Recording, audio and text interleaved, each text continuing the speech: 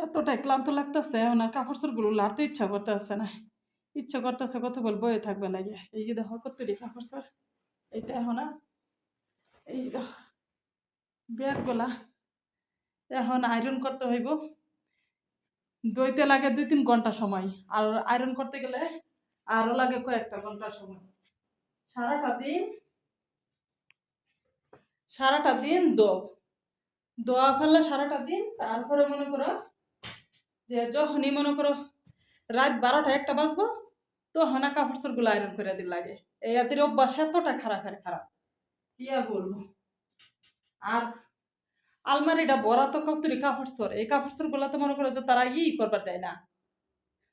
একটা কাপড় চোপড় হালাইতো না। সৌদি আরবের মানুষ দেখছে না যে অনেক সময় কাপড় চোপড় এনে ফালা যে একটা ফালায় একটা করে তখন তারা পুরান কাপড় চোপড় কিন্তু ছিঁড়া কাপড় চোপড় পর্যন্ত তারা ফালাইতে চায় না, বুঝছো?